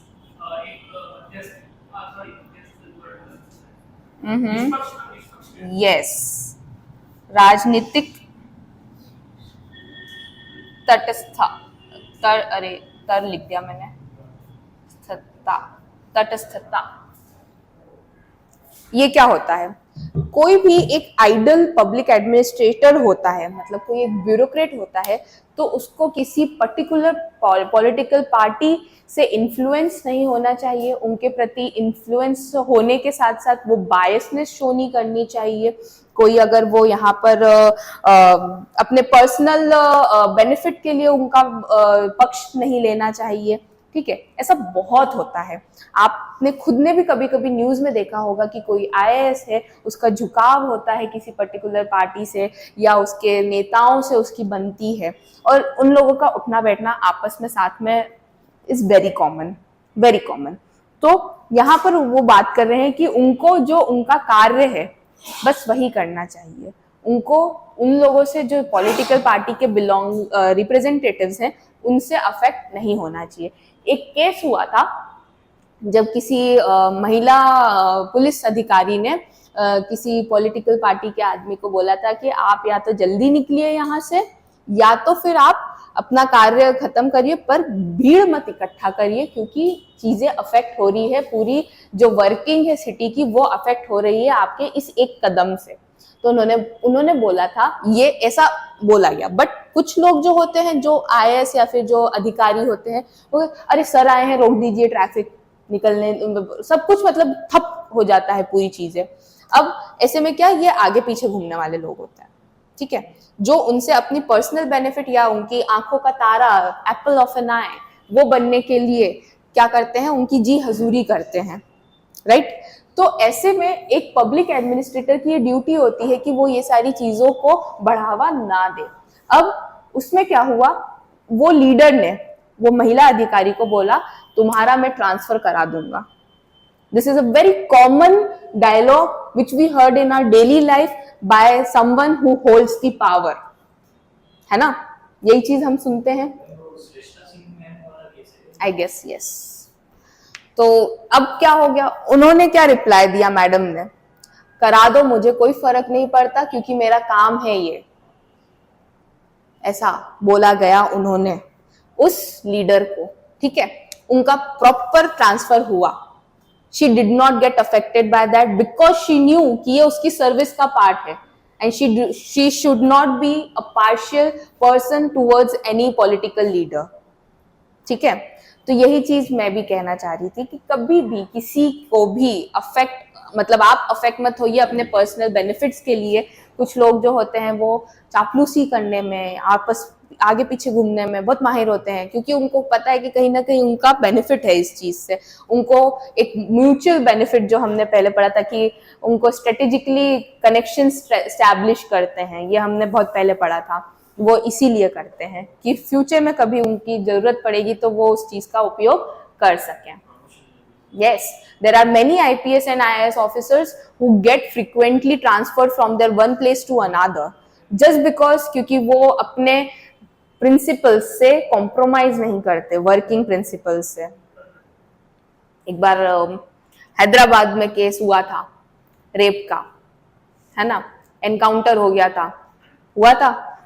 जिन्होंने एनकाउंटर करा, he is an encounter specialist. अब आप बताइए कि क्या ये प्लान्ड एनकाउंटर था कि एनकाउंटर था?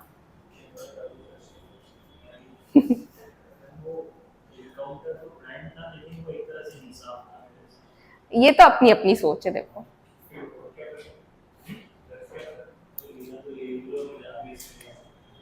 देखो अब यहाँ पर तुम वापस से लड़ने लग गए हो, प्लीज डोंट डू दैट।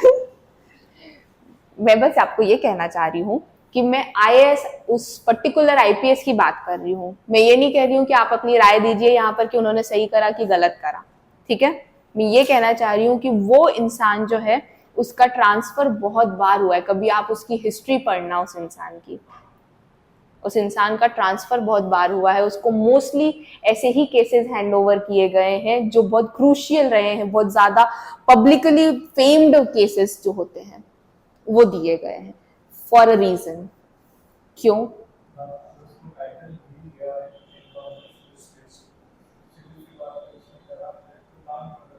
तो वो तो एनकाउंटर स्पेशलिस्ट सिर्फ वो पर्टिकुलर एनकाउंटर करने से नहीं दिया गया, उसके पास्ट में जो उन्होंने करा है, यस। तो वही मैं बोल रही हूँ ना कि उसके साइड इफेक्ट्स भी यही रहे कि ही डिड नॉट कॉम्प्रोमाइज्ड, है ना। तो इसलिए उनका फ्रीक्वेंटली ट्रांसफर होता रहा। उन्होंने जी हजूरी नहीं करी पॉलिटिकल पार्टीज की, उन्होंने क्या पता इंटेंशनली किया हो, वी डोंट नो। कोर्ट ने बोल दिया हम कोर्ट मार्शल कर देंगे या फिर हम इसको एक प्रॉपर इन्वेस्टिगेशन टीम बिठाएंगे एनकाउंटर करने की। अभी भी बहुत सारी इन्वेस्टिगेशन टीम चल रही है सबकी, यूपी में जो हुआ है ना, ये सारी चीजें होती रहती है। नहीं देखो देखो दो चीजें होती है अब इसमें भी। अगेन पॉलिटिक्स बहुत बड़ा दलदल है, बहुत ही बड़ा दलदल है। वो अगर कोई गवर्नमेंट पॉलिटिकल बॉडी जो है वो उस पे उसका पक्ष लेती या नहीं लेती, तो देखो उस टाइम पे पब्लिक का जो आउटरीच था वो हो जाता ज्यादा। यस, कुछ लोग जैसे सपोर्ट करा उन्होंने, है ना, कि he did the good work, many people had done that. उन्होंने बोला कि बहुत अच्छा काम करा, इंसाफ कर दिया उन्होंने। और कुछ लोग जो है कि हमारा संविधान फिर क्यों है, हमारा जुडिशरी क्यों है, कुछ लोग ये भी कहेंगे, है ना। तो ये क्या है, इस मोमेंट पे उन्होंने बीच का रास्ता अपनाया पॉलिटिकल पार्टी ने कि हम इसके ऊपर कार्रवाई करते हैं, टीम बिठा देते हैं थोड़े दिन के लिए, तुम आओ ही मत ऑफिस, मामला खुद ही ठंडा हो जाएगा। ये चीज होती है। सपोर्ट जरूर रहा होगा पॉलिटिकल पार्टी का, मैं ये चीज नहीं कह रही हूँ कि नहीं हुआ होगा, और अगर नहीं होता ना तो तुरंत उसके ऊपर कार्रवाई होती और तुरंत वो केस और उजागर होता, पर वो पब्लिक के डर से उसका बीच का रास्ता हमेशा अपनाया जाता है। दैट इज वाई ये ब्यूरोक्रेट्स जो होते हैं ना, जो आप लोग बनने के सपने हैं, आप लोगों के बनना है आप लोगों को, वो बहुत माइंडेड होते हैं। जो हमारी सोच जहां पर खत्म होती है, उनकी सोच वहां से शुरू हो जाती है। जो हम चीज नहीं देखते हैं वो चीज वो लोग देखते हैं, ठीक है। वो बहुत ऑब्जर्वेंट नेचर के होते हैं। आप अगर कभी किसी ऐसे मतलब जो बहुत सालों से प्रिपेयर कर रहा है या फिर कोई ब्यूरोक्रेट है ना, उससे बात करना, आप उसका पर्सपेक्टिव देखना बहुत अलग रहता है, उसकी सोच बहुत अलग रहती है। वो ऐसी चीजें डेवलप कर लेता है अपने अंदर, ऐसी स्किल्स डेवलप कर लेता है, वो इतना कीन हो जाता है, हर चीज नोटिस करता है। अगर उससे कोई बात कर रहा है ना, कोई झूठ बोल रहा है, वो तुरंत पकड़ लेगा, तुरंत।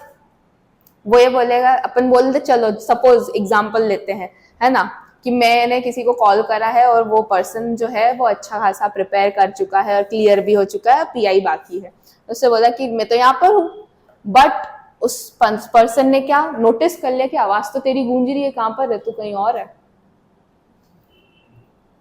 किधर खाली जगह पर है। ये एक ऑब्जर्वेंट नेचर होता है उन लोगों का, उनकी सोच अलग होती है, सोचने का तरीका। ये एग्जाम्पल था, ठीक है। तो ब्यूरोक्रेट्स जो रहते हैं ना, बहुत दिमाग वाले इंसान होते हैं, दे आर डिप्लोमेट्स। उनको पता है कब कहाँ क्या बोलना है, क्यों नहीं बोलना है। इसलिए एस जयशंकर जो है, he is the best person. आप कभी देखिए, उनकी बातें सुनिए, इंटरनेशनल फोरम्स की बातें सुनिए उनकी, द वे ही स्पीक्स, वो कनिंग नेचर उनका, और जो एक मतलब जवाब देने का तरीका होता है ना, सो गुड। और उनकी इंग्लिश सुनो, oh my God. Shashi Tharoor, Shashi Tharoor ने जब एक बार इंडिया को रिप्रेजेंट करा था, उनकी स्पीच सुनना, ओह वाह, बहुत प्यारी स्पीच। वहां पर उन्होंने किसी पॉलिटिकल पार्टी को रिप्रेजेंट नहीं करा था, ही रिप्रेजेंटेड इंडिया। दैट्स व्हाई हमें उनकी बातें अच्छी लगी। अगर वो पॉलिटिकल पार्टी की सोच रिप्रेजेंट करते तो कहीं हमारे मतभेद जरूर हो जाते इस विचारधारा के, बट उन्होंने एक कंट्री को रिप्रेजेंट करा, इसलिए वो अच्छा बोला उन्होंने, ठीक है। तो हम कैरेक्टरिस्टिक्स की बात कर रहे थे, रूल्स एंड प्रोसीजर भी पढ़ लिया हमने। हाँ, न्यूट्रलिटी, राजनीतिक जो तटस्थता जिसको बोलते हैं, वो बनी रहनी चाहिए। मतलब उनको किसी पर्टिकुलर लीडर के प्रति झुकाव नहीं होना चाहिए पर्सनल बेनिफिट्स के लिए। उनको अपने जो जिम्मेदारियां दी गई हैं उसी के अकॉर्डिंग काम करना चाहिए, ठीक है। अकाउंटेबल, अगेन वही बात है। अकाउंटेबल का मतलब क्या होता है, जवाबदेही, है ना। कोई भी एडमिनिस्ट्रेटर्स जो होते हैं वो अकाउंटेबल रहते हैं उसके इलेक्टेड ऑफिशियल्स के लिए, पब्लिक के लिए और लॉ के लिए। जवाबदेही किन तीन लोगों के लिए होते हैं, वो लॉ के लिए, लॉ मतलब जुडिशरी आ जाएगी हमारी यहाँ पर। कभी भी कोई भी कोर्ट आके बोल देगी क्या करा तुमने उस दंगे में, तुम कहाँ थे, ऐसा होता है ना। जब वो एनकाउंटर चल रहा था तो बोल दिया था कि लॉ एंड ऑर्डर आ गया है भाई, यशवंत, चलो छोड़ो, मैं नाम ले लेती हूँ बार बार।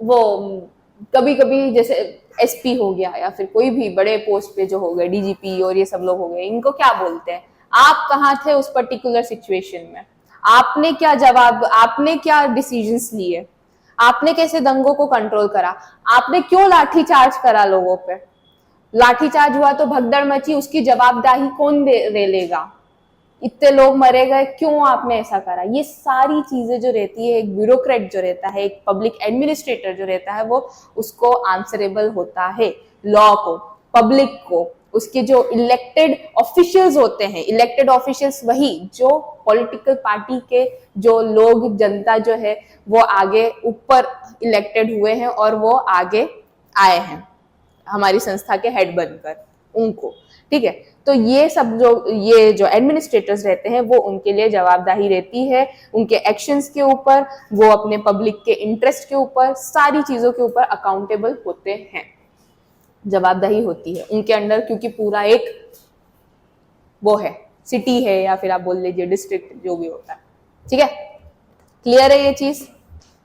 और एक और है डाइवर्स एंड मल्टी डिसिप्लिनरी, मतलब विविध और बहु विषयक। मतलब जैसे मैंने अभी बोला कि ये लोग बहुत माइंडेड होते हैं, है ना, इनके पास, इनको हर एक फील्ड का नॉलेज होना जरूरी होता है। जैसे मैं आप लोगों को बोलती हूँ ब्रांड्स के बारे में भी जानो, तुम एंटरप्रेन्योरशिप पढ़ रहे हो, ब्रांड्स के बारे में भी जानो, बिजनेस के बारे में भी जानो, पैसों के बारे में भी जानो, फाइनेंसेस के बारे में भी जानो, इकोनॉमिक्स के बारे में जानो, ये सब आप लोगों को जानना बहुत जरूरी है। ठीक है, हर फील्ड का नॉलेज होना, whether it is economics, whether it is political science, law, sociology, management, ये सब चीजों का नॉलेज होना उनको जरूरी है, ताकि वो हर फील्ड के लोगों से डील करते हैं तो हर तरीके के पर्सपेक्टिव वाले लोग भी आएंगे, तो वो अपना डिसीजन जो है वो सही तरीके से उन पे निकाल सके। अदरवाइज अगर सिर्फ उनको एक ही फील्ड का नॉलेज होगा, जैसे अगर कोई एमएससी करके बैठा है तो उसको बायो का नॉलेज है ना, तो उसको अगर मैं बोलूँ कि तुम फाइनेंस से रिलेटेड कोई सा डिसीजन लो, तो वो वाइज डिसीजन नहीं ले पाएगा, क्योंकि उसको उस फील्ड का नॉलेज नहीं होगा। तो दैट्स वाई इनको मल्टी डिसिप्लिनरी होना चाहिए। फाइन, क्लियर है? ठीक है, आज की क्लास यहीं पर समाप्त होती है।